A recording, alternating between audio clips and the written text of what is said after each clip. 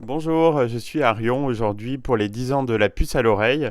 Debout sur le zinc va se produire ce soir sur scène et son chanteur est à mes côtés. Bonjour Simon Humoun. Bonjour. J'ai choisi pour ce Hit Story votre chanson La Déclaration sortie en 2006. C'est une chanson qui compte dans votre répertoire.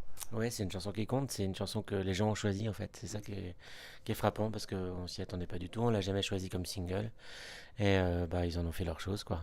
Et comme elle est un peu énigmatique, c'est assez logique. Il y a plein de gens qui se l'approprient et qui y mettent ce qu'ils ont à y mettre. Voilà. Oui, elle a touché le cœur du public. Ouais, exactement, vraiment.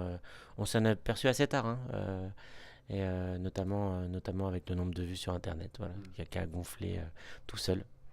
Et alors ce morceau, c'est l'histoire d'un amour à la fois inévitable et difficile.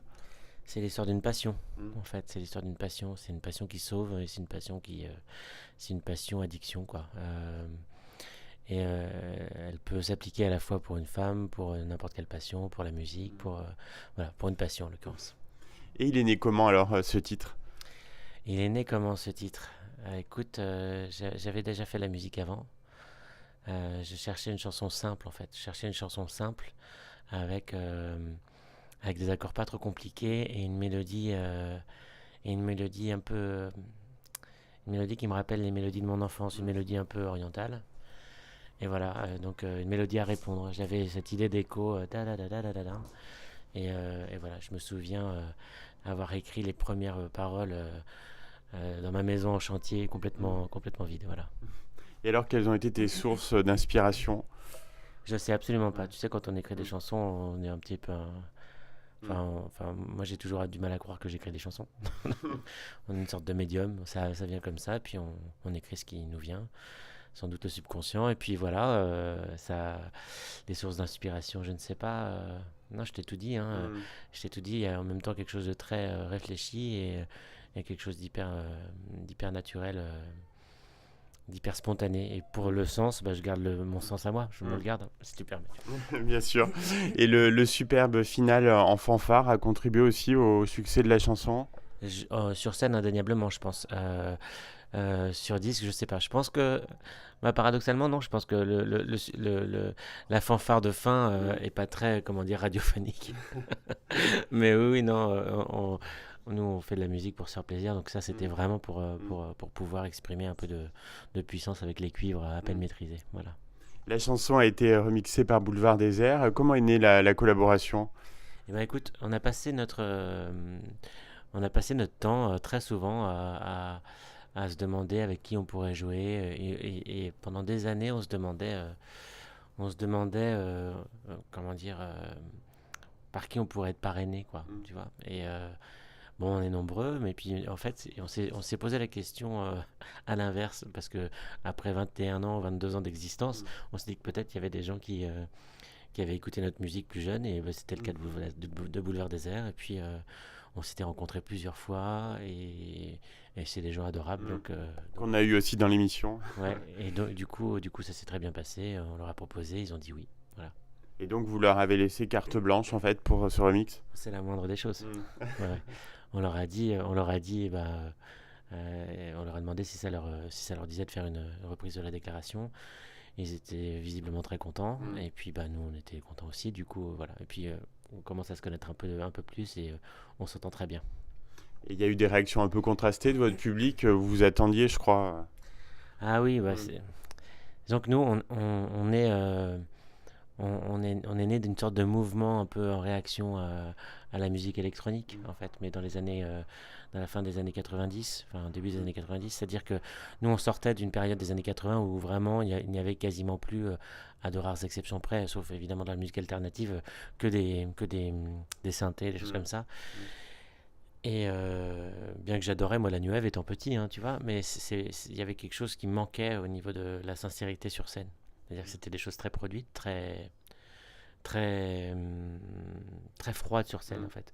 Il y avait plus cette espèce de, de fantasme de, comment dire, de communion avec les gens, de trucs un peu chaleureux que procurent les instruments acoustiques et notamment les instruments en bois. Et donc c'est con hein, mettre des instruments en bois, c'est vraiment ça. Et donc nous on vient de cette mouvance là en fait, à essayer de faire de la musique. Et de la musique, on peut jouer n'importe où aussi. Aussi bien dans la rue que sur un bar, n'importe où, sans nécessité d'avoir du courant. Alors après, il y a toujours eu de la guitare électrique dans Debout sur le Zinc, mais il y avait quand même cette idée-là. Et donc, je pense qu'une partie de notre public est un peu, comment dire, réfractaire au son actuel, mais bon, voilà, il y a quand même des gens qui le font sincèrement, et voilà, Boulevard Désert en font partie. Puis ça a donné une deuxième vie à la chanson, en fait. Ouais, et puis surtout, moi, ce qui me plaisait, c'est que c'est pas tellement la deuxième vie à la chanson, c'est surtout que bah, une chanson comme ça qui a inspiré des gens, bah, autant que, ou qui a bercé une génération, autant qu'elle s'exprime autrement. Il y a pas de raison que ça ne touche que les gens de notre génération. Voilà. C'est, ouais, je pense que c'est ça. Et donc vous avez fêté vos 20 ans l'an dernier avec un très beau coffret d'anniversaire très, très fourni. Ouais, très fourni très fourni de fait parce qu'on a beaucoup d'albums. On a fait aussi un album avec le nombre de reprises qu'on nous a demandé, dont la reprise de Boulevard Désert. Et enfin, on a un peu plus, on triche, hein, on a un peu plus que 20 ans. On a 22 ans.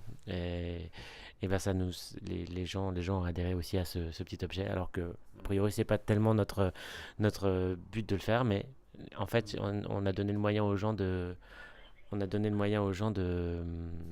d'avoir tous nos disques d'un coup, parce qu'au bout de tant d'années les disques s'abîment ou s'éparpillent, ou on les prête en disant c'est super et puis on les récupère jamais.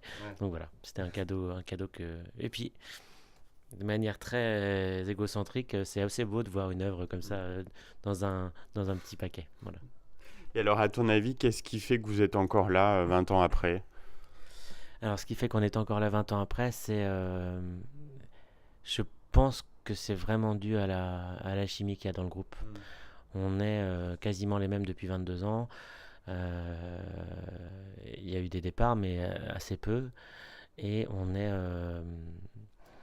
on discute toujours entre nous. On a envie de faire de la musique. On a envie de chercher de la musique aussi. On ne fait pas tout le temps la musique, parce que la même musique, enfin, on essaye. Même si on ne tombe jamais très loin de l'arbre de départ, on évolue toujours un petit peu. Et puis, bah, il y a aussi les gens qui sont là, hein, à chaque concert. Donc, vous voyez, ce soir, bon, il y a plein d'autres groupes, mais il y a quand même 1000 personnes à peu près. Donc, et ça, c'est une nourriture incroyable pour un groupe. C'est un carburant infini, en fait. Voilà. Et vous avez toujours l'envie du début, l'excitation à chaque concert? Ah, moi, j'ai toujours la trouille. Ouais. J'ai toujours la trouille. Si c'est de ça dont tu parles, oui, elle est bien présente. Ouais, ouais.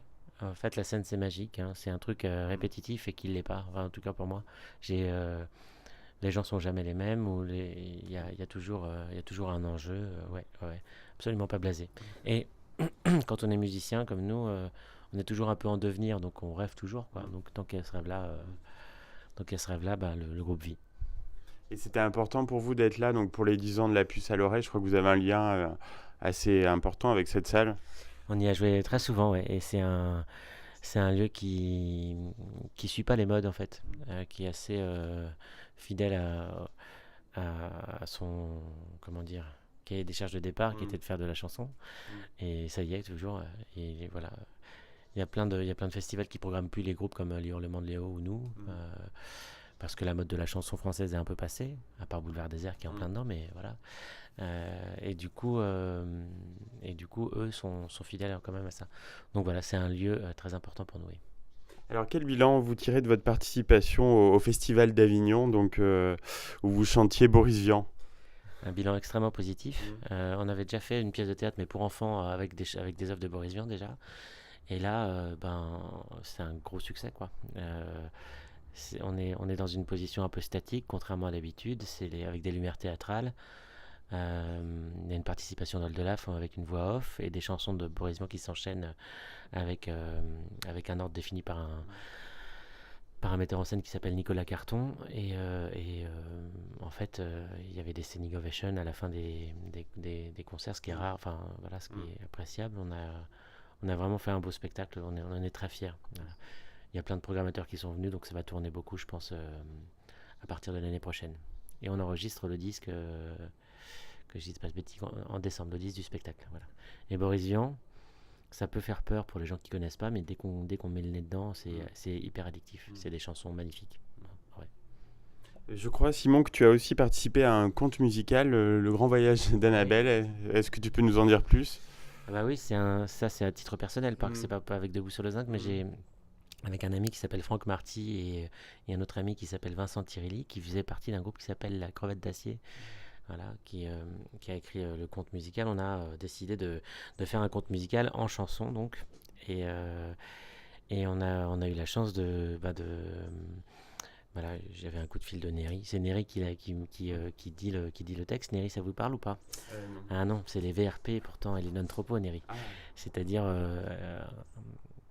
juste quelqu'un qui a fait un courant musical incroyable, c'est-à-dire de la chanson française humoristique et profonde en même temps, et qui a inspiré des gens comme Oldelaf ou les Joyeux Urbains, enfin voilà, ou plein de gens comme ça. Et donc, il y a Olivier Ruiz dedans, Didier Vampas, Alexis HK, enfin il y a plein de chanteurs, Carmen Maria Vega, enfin vraiment plein de chanteurs qu'on aime, qui sont en même temps assez, comment dire, connus, et en même temps très sincères, et qui font des choses un peu comme nous on les fait. Et ça fait un beau conte musical. Il y a 10 chansons que j'ai composées et qui sont un peu à l'image d'Émilie Joly. C'est-à-dire que c'est pas juste un conte avec de la musique, c'est chaque chanteur a un personnage et dit son personnage et chante la chanson de son personnage. Voilà. Donc l'histoire est assez simple, hein. C'est l'histoire d'une hirondelle dans la vallée de Chevreuse qui se casse une aile et qui fait la migration à pied. Voilà. Et qui rencontre plein d'animaux et qui, grâce en même temps à son courage et à l'aide des autres, parvient à faire la migration. Voilà. Bah, très intéressant. D'autres projets avec le groupe ou en solo? Avec le groupe, donc l'album du spectacle de Boris Vian, le prochain album aussi de Debout sur le zinc juste après. Et puis en solo, bah oui, j'ai la musique d'un film qui sort bientôt, qui s'appelle Tas de sécage. Je vous invite à vérifier sur les réseaux sociaux. C'est un beau film sur la migration d'un Marocain à Paris, amoureux de la cuisine, voilà. Et puis ouais, je fais des musiques de pièces de théâtre beaucoup. Bon, pour l'instant c'est à Paris, mais ça tournera sans doute un peu plus tard, voilà. Eh bien, un grand merci, Simon Youn, et donc bonne continuation à Debout sur le zinc, et puis on souhaite également un bon anniversaire à la puce à l'oreille. Bon anniversaire, la puce à l'oreille, merci beaucoup.